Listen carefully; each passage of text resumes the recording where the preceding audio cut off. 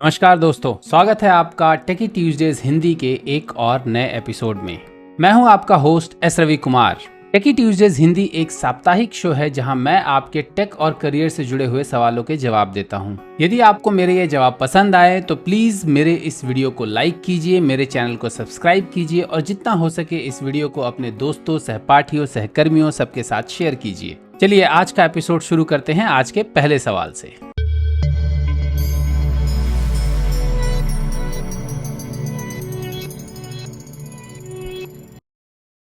आज का पहला सवाल रविंद्र का है। वो पूछते हैं, with 4 years of experience in ASP.NET Web API development, is it worth learning AWS Developer Associate or AWS Solution Architect course?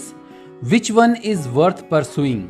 यानी कि एक 4 साल के एक्सपीरियंस वाले ASP.NET वेब API डेवलपर के लिए क्या AWS developer, AWS associate developer या AWS सोल्यूशन आर्किटेक्ट का सर्टिफिकेशन करना फ़ायदेमंद है? कुछ बेनिफिट है? करना चाहिए उसको या नहीं करना चाहिए?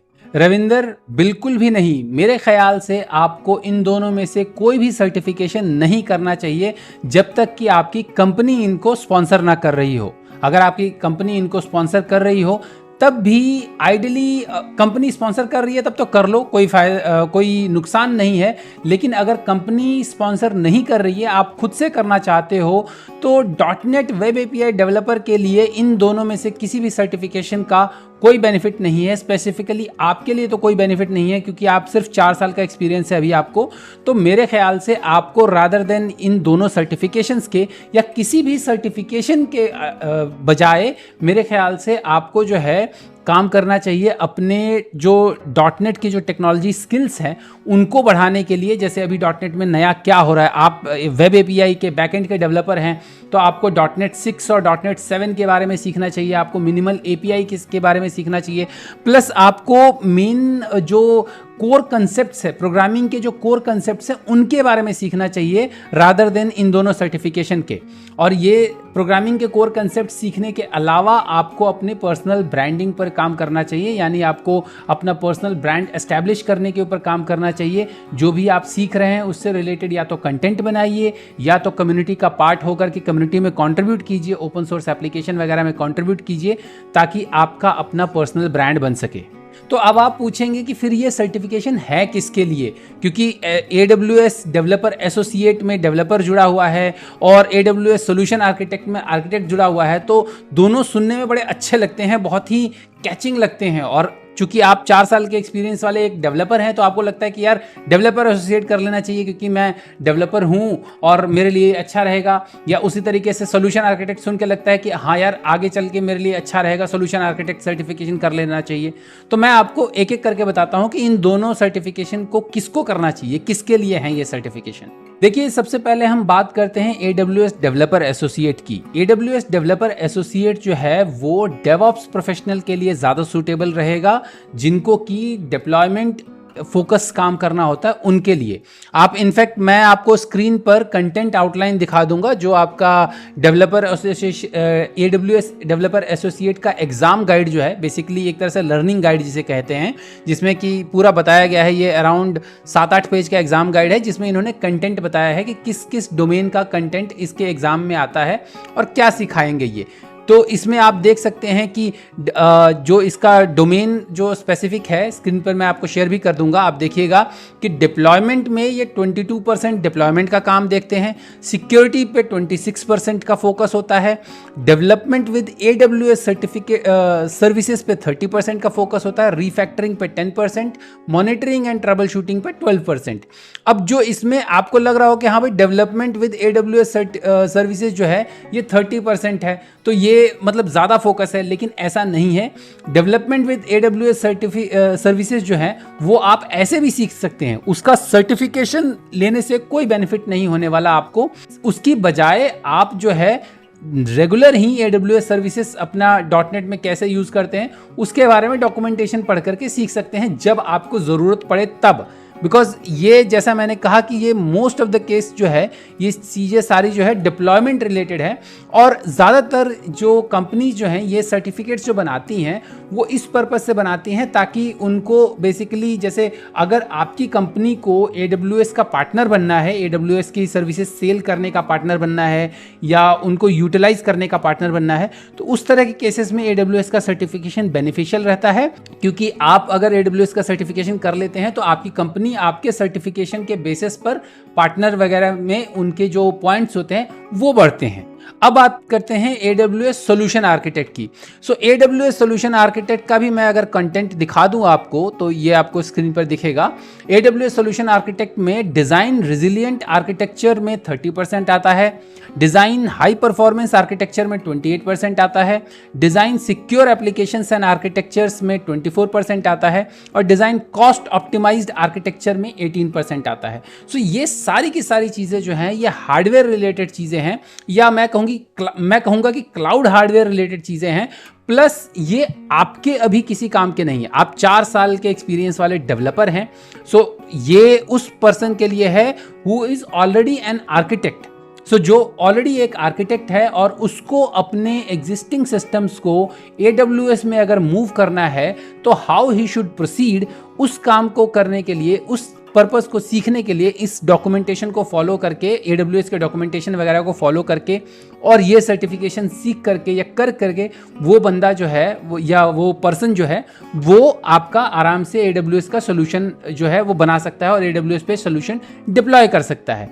सो ये उनके लिए है जो ऑलरेडी आर्किटेक्ट हैं। या सेकेंड रीजन जो मैं आपको बता चुका हूं कि अगर किसी कंपनी को AWS का पार्टनर बनना है उस केस में उनको जो सर्टिफिकेशन करवाने का फायदा है।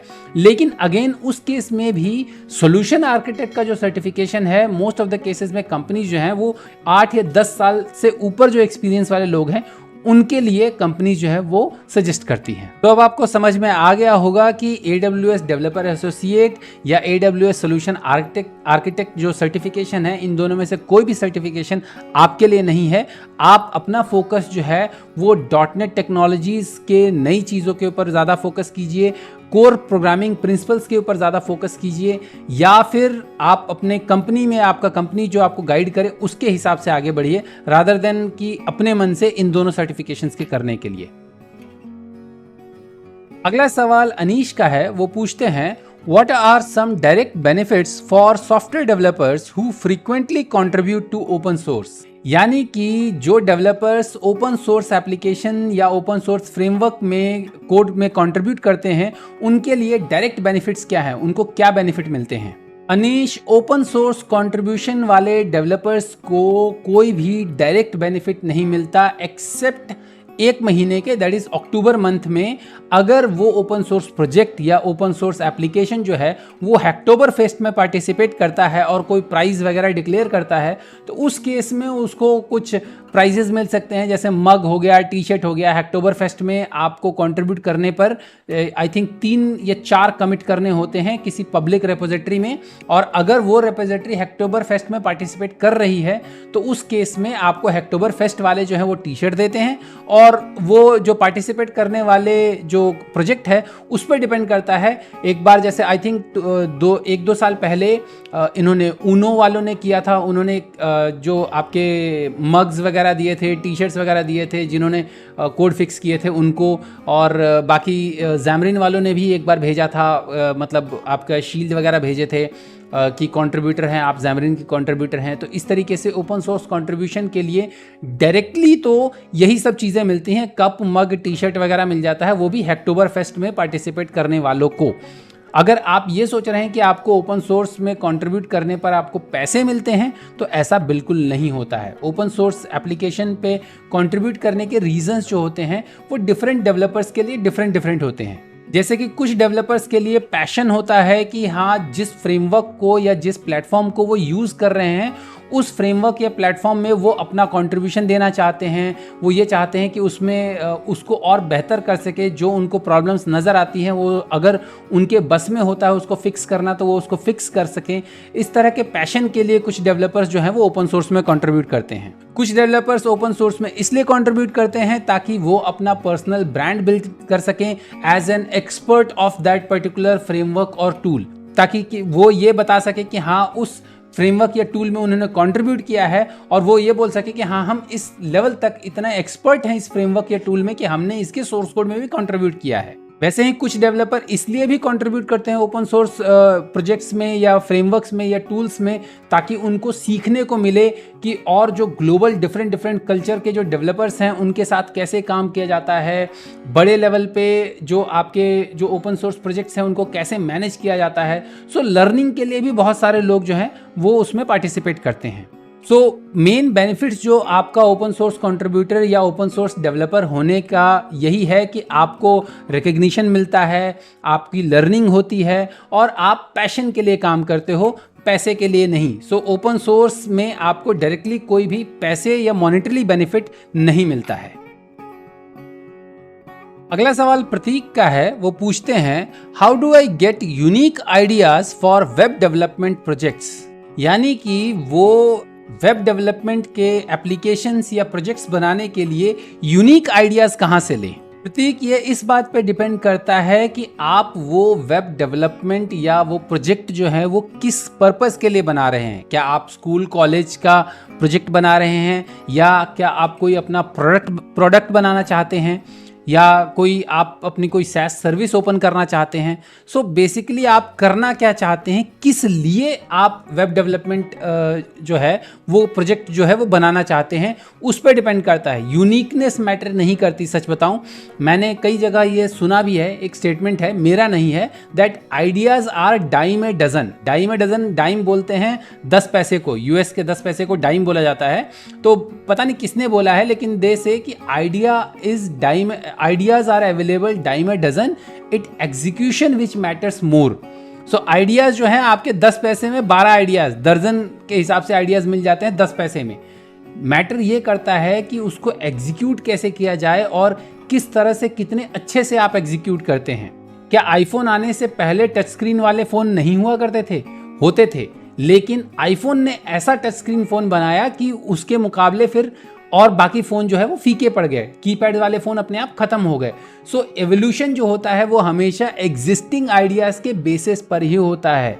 सो आपको जब भी बनाना है, अगर आप कॉलेज के लिए वेब डेवलपमेंट का कोई प्रोजेक्ट बना रहे हैं, तो रादर देन कि एक यूनिक आइडिया के ऊपर एप्लीकेशन या प्रोजेक्ट बनाने के, आप कोई एग्जिस्टिंग सा प्रोजेक्ट लीजिए और उस प्रोजेक्ट को इतने अच्छे से कीजिए, इतना अच्छा एग्जीक्यूट कीजिए, अच्छा सा UI, अच्छी टेक्नोलॉजी, नए fast technology, fast performant UI, उस तरीके से उसमें जो कंसेप्ट्स हैं, जो आपने सीखी हैं चीज़ें, वो अच्छे से इम्प्लीमेंट करके और उसको शोकेस करेंगे, तो वो आपका जो नॉर्मल एक एवरेज दिखने वाला भी जो वेब एप्लीकेशन होगा वो बहुत अच्छा जो है आपको नंबर दिलवा सकता है। इसी तरह अगर आप स्टार्टअप करने की बात कर रहे हैं, तो उस केस में आप इस चीज़ की बजाय कि किसी यूनिक आइडिया पे स्टार्टअप बनाना है, उसकी बजाय आप ये देखिए कि आप कौन सा प्रॉब्लम जो है वो फेस कर रहे हैं और उस प्रॉब्लम को सॉल्व करने के लिए कोई स्टार्टअप बनाइए। हमेशा स्टार्टअप जो है या कोई भी प्रोडक्ट जो है वो किसी प्रॉब्लम को सॉल्व करने के लिए बनाइए, और ये देखिए कि उस प्रॉब्लम को सॉल्व करने वाले बाकी जो प्रोडक्ट्स हैं उनसे आप कैसे बेटर चीज़ बना सकते हैं। सो आप रादर देन यूनिक आइडियाज़ के, आप एग्जीक्यूशन पे ज़्यादा फोकस कीजिए। वैसे आप अगर एग्जिस्टिंग आइडियाज़ या एग्जीक्यूशंस के बारे में जानना चाहते हैं कि कौन कौन से नए नए तरह के प्रोजेक्ट्स बन रहे हैं, वेब एप्लीकेशन डेवलपमेंट, किस तरह के प्रोडक्ट्स या जो प्रोजेक्ट्स हैं वो बन रहे हैं, उसके लिए आप इंडी हैकर्स या प्रोडक्ट हंट पर जाकर के देख सकते हैं। वहाँ पर हमेशा हर दूसरे दिन नए नए प्रोडक्ट्स और नए नए जो आपके प्रोजेक्ट्स हैं, एप्लीकेशंस हैं, वेब डेवलपमेंट के हो या मोबाइल एप्लीकेशन के हो, इस तरह के डिफरेंट जो आपके स्टार्टअप्स जो हैं उनके प्रेजेंटेशंस आते हैं, तो उनसे भी आप सीख सकते हैं और फिर उससे हो सकता है आपको कुछ और नया आइडिया मिल जाए। अगला सवाल नीतू शर्मा का है, वो पूछती हैं अगर एक बिगिनर को AWS सीखना हो तो क्या रोड मैप होना चाहिए, और AWS में जेनकिन किस लिए यूज होता है। नीतू, AWS और जेनकिन ये दो अलग अलग चीजें हैं। जेनकिन AWS का पार्ट नहीं है, जेनकिन AWS में यूज नहीं होता। AWS एज ए बिगनर सीखने का सबसे बेस्ट तरीका है AWS डेवलपर एसोसिएट का कोर्स कर लीजिए। सो AWS डेवलपर एसोसिएट का कोर्स जो है वो AWS डेवलपर एसोसिएट सर्टिफिकेशन के लिए करवाया जाता है। और आपने जैसा कि पहले क्वेश्चन के जवाब में, इसी वीडियो के फर्स्ट क्वेश्चन के जवाब में देखा भी होगा, मैंने आपको कंटेंट भी दिखाया, उसमें बताया गया है कि AWS में कैसे आप एप्लीकेशन जो है वो डिप्लॉय वगैरह कर सकते हैं और AWS की सर्विसेज को कैसे आप अपने एप्लीकेशंस वगैरह में यूज कर सकते हैं। ये सारी चीजें जो हैं एक प्लान्ड वे में AWS डेवलपर एसोसिएट जो सर्टिफिकेशन कोर्स है उसमें सिखाया जाता है। तो रोड मैप यही होगा कि आप AWS डेवलपर एसोसिएट का सर्टिफिकेशन कोर्स कर लें। अब आते हैं आपके दूसरे सवाल पर कि AWS में जेनकिंस क्या है। देखिए, मैंने आपको शुरू में ही बोल दिया था कि जेनकिंस जो है that's a separate tool, that's a separate software, it's completely different from AWS। तो जेनकिंस जो है वो CI/CD पाइपलाइन बनाने का या CI/CD का जो बिल्ड सर्वर बनाने का, जो आपका ऑटोमेटेड बिल्ड्स बनाने का सबसे पुराना सिस्टम है और बहुत ही ज़्यादा वाइडली यूज़ होता है। ये mid level, large enterprise application, हर जगह CI/CD पाइपलाइंस बनाने के लिए बहुत लोग, बहुत पहले से, अराउंड 5-10 सालों से लोग जो है, पिछले 5-10 सालों से ज़्यादा से रादर जो है जेनकिंस यूज़ करते हैं। सो जब ये टर्म जो है आपका डेवॉप्स जो है टर्म जो है वो कॉइन नहीं हुआ था, उस टाइम से जेनकिंस जो है वो चला आ रहा है। सो जेनकिंस एक तरह से मैं ये कहूँगा कि बाबा आदम है आपका CI/CD पाइपलाइंस बनाने के लिए। So it's just a tool. जैसे आपका एज़ूर डेवॉप्स है वैसे ही जेनकिंस है। इसी तरीके से आपका गिटलैब्स भी आ जाता है। गिटलैब्स में भी आपके CI/CD पाइपलाइन हो जाते हैं जो कि आप गिट यूज़ करके बना सकते हैं। और इसी तरीके से आपका अपना दूसरे भी और भी बहुत सारी जो कंपनीज़ हैं, जैसे एज़ूर डेवॉप्स, जो मैं आपको एज़ूर डेवॉप्स का आई बटन में लिंक दे दूंगा, आप देखिएगा, जिसमें एज़ूर डेवॉप्स एक्सप्लेन में मैंने एज़ूर डेवॉप्स की सारी सर्विसेज बताई हुई हैं। तो एज़ूर डेवॉप्स जो है वो कंप्लीट आपका एप्लीकेशन डेवलपमेंट मैनेजमेंट के लिए पूरा फुल फ्लेज मैनेजमेंट के टूल्स उसमें हैं। आपको प्रोडक्ट मैनेजमेंट का है, टेस्ट मैनेजमेंट का है, CI/CD पाइपलाइन क्रिएशन का है, सब कुछ का है। इनफैक्ट एज़ूर डेवॉप्स में भी आपका जेनकिंस इंटीग्रेशन है। सो जेनकिंस AWS का पार्ट नहीं है, Jenkins is a separate tool in itself. और जेनकिंस सबसे ज़्यादा पॉपुलर इसलिए है क्योंकि जेनकिंस का इंटीग्रेशन जो है ऑलमोस्ट हर लैंग्वेज में अवेलेबल है। और जितने भी क्योंकि ये लैंग्वेज एग्नोस्टिक है एक तरह से, जेनकिंस का जो CI/CD पाइपलाइन बनाने वाले, या इनफैक्ट जेनकिंस क्या, मोस्ट ऑफ द जितने भी CI/CD पाइपलाइन बनाने वाले टूल्स हैं, चाहे वो गिटलैब CI/CD हो, गिटहब एक्शंस हो, एज़ूर डेवॉप्स हो, ये सारे जो हैं ये आपके जो सोर्स कोड है या एप्लीकेशन डेवलपमेंट है, इससे ये इंडिपेंडेंट होते हैं। इनफैक्ट आपके और भी बहुत सारे CI/CD पाइपलाइन के टूल्स हैं, लेकिन जेनकिंस उनमें से सबसे पुराना और सबसे popular CI/CD pipeline development tool है। अगला सवाल Scitech explorer English YouTube channel का है। उन्होंने कमेंट में ये सवाल पूछा है कि do I learn to need older technology of .NET और should I start learning .NET 6, यानी कि क्या इनको पुराने .NET फ्रेमवर्क सीखने चाहिए या इनको .NET 6 सीखना चाहिए। तो साइटेक एक्सप्लोरर चैनल के रचयिता हैं शुभम। सो शुभम, आपके सवाल का जवाब ये है कि आपको जो है वो .NET जहां से सीखने को मिले, जो भी वर्जन सीखने को मिले, उससे शुरू कर देना चाहिए। प्राइमरली तो मैं ये कहूँगा कि .NET में कौन सा .NET सीखना चाहिए, पुराना .NET सीखना चाहिए, .NET 6 सीखना चाहिए, ये इस बात पे डिपेंड करता है कि आपको करना क्या है .NET सीख करके। अगर आप अभी के लिए इमीडिएट 6 से 8 महीने के बीच में जॉब पाना चाहते हो, तो आपको जो भी .NET का कोई कोर्स करवा रहा है उस कोर्स को करो और उस कोर्स को करके आप जॉब ले लो। या जो जॉब चेंज का जो मैंने वीडियो बनाया है, जॉब चेंज गाइड वाला, जिसमें कि मैंने रोल्स एंड रिस्पॉन्सिबिलिटीज़ और सारा कुछ देख करके कैसे तैयारी करते हैं उसके बारे में जो बताया हुआ है, उसके हिसाब से आप उस जो रिस्पॉन्सिबिलिटीज़ में या जो जॉब डिस्क्रिप्शन में जो .NET फ्रेमवर्क बताया गया है उसके बारे में सीखो और उसको सीख करके आप काम करना शुरू कर दो। लेकिन अगर आपको लॉन्ग टर्म के लिए सीखना है तो उस हिसाब से आप .NET 6 भी सीख सकते हो। बिकॉज देखो .NET 6 में और पुराने .NET में ज़्यादा फर्क नहीं है सिंटेक्स के हिसाब से। अगर आप प्रोग्रामर के लिए सीखने, एक प्रोग्रामर को अगर सीखना है तो उसको कोई फर्क नहीं पड़ता .NET 6 सीखे या .NET 5 सीखे या .NET 3.0 सीखे, 3.1 सीखे, .NET फ्रेमवर्क सीखे या .NET कोर सीखे। सिंटैक्टिकली C#, क्योंकि मेनली तो आप प्रोग्रामिंग जो है वो C# में करोगे, और C# लैंग्वेज में जो नए .NET 6 वाले C# लैंग्वेज के जो फीचर्स हैं वो फीचर्स बहुत लेट जा कर के बहुत हाई लेवल पे जब आप कोडिंग करने जाओगे तब आपको यूज़ करने को मिलेगा। बेसिक जो आप जब आप सीख रहे होगे, बिगिनर के तौर पे जब आप सीख रहे होगे, तो आपको मेनली जो सीखनी है वो क्लासेस कैसे बनाते हैं, EXEs कैसे बनाते हैं, abstraction, encapsulation, object oriented programming concepts, ये सारी चीज़ें सीखनी होती है। और ये सारी चीज़ें जो हैं, ये सिंटेक्स जो है, आप चाहे 20 साल पुराना .NET ले लो या अभी का .NEट ले लो, सिंटेक्स में कोई फ़र्क नहीं है। अगर आपको सीखना है तो आप जिससे भी आपका जो भी कोर्स अवेलेबल है उससे आप सीखना शुरू कर सकते हो। मेन चीज़ ये है कि आप सीख किस ले रहे हो। अगर आप जॉब के लिए सीख रहे हो तब तो आप जो है वो पुरानी भी सीखो, नया भी सीखो, दोनों सीखो, बिकॉज आपको दोनों की ज़रूरत पड़ेगी। इंटरव्यू में पूछा भी जाएगा, और ये अभी अगले 4-5 साल तक ये सवाल होने वाला है कि .NET 6 में और रेगुलर .NET फ्रेमवर्क में या .NET कोर में, .NET स्टैंडर्ड में, इन सारे .NET फ्रेमवर्क्स में क्या डिफरेंसेस हैं। मैंने उसके ऊपर वीडियो बना भी रखा है जिसमें कि .NET के डिफरेंट फ्रेमवर्क्स के डिफरेंसेस को अच्छे से एक्सप्लेन किया हुआ है। मैं आई बटन में दे दूंगा, आप जा करके देख लेना कि डिफरेंट .NET फ्रेमवर्क्स में क्या डिफरेंसेस हैं। और ये एक इंटरव्यू क्वेश्चन है। फ्रैंकली स्पीकिंग, इसका इम्प्लीमेंटेशन से या आपके प्रोग्रामिंग में इसका कोई खास फर्क नहीं पड़ने वाला। जनरली जो डिसीजन लेना होता है कि आपको कौन सा .NET फ्रेमवर्क यूज़ करना है, वो डिसीजन प्रोडक्ट डेवलपर या आर्किटेक्ट्स या जो आपके जो बनाने वाले जो हैं, जो नया प्रोडक्ट बना रहे हैं, या जो आर्किटेक्ट हैं, वो ये डिसीजन लेते हैं कि हाँ भाई हमें कौन सा .NET फ्रेमवर्क यूज़ करना है। और उस केस में हमेशा जो आर्किटेक्ट्स हैं वो या तो .NET 6 यूज़ करेंगे, क्योंकि .NET 6 जो है वो आपका लॉन्ग टर्म सपोर्ट वर्जन है, या फिर आपका .NET 3.1 यूज़ करेंगे या .NET फ्रेमवर्क यूज़ करेंगे। प्राइमरली .NET फ्रेमवर्क और .NET 6 यही दोनों यूज़ करेंगे, बिकॉज .NET फ्रेमवर्क जो है उसका अगले 10 साल तक सपोर्ट अवेलेबल है माइक्रोसॉफ्ट की तरफ से, और .NET 6 जो है वो लॉन्ग टर्म सपोर्ट वर्जन है, तो उसका सपोर्ट जो है वो अगले 3 साल के लिए है। ये उस पर डिपेंड करता है। लेकिन अगर आपको जॉब के लिए सीखना है तो आपको जो भी कोर्स मिल रहा है उससे जो भी .NET वर्जन सिखाया जा रहा है वो सीख लो, प्लस एक डिफरेंसेस समझ लो कि नॉर्मल .NET में या पुराने .NET फ्रेमवर्क में और .NET 6 में क्या डिफरेंस है।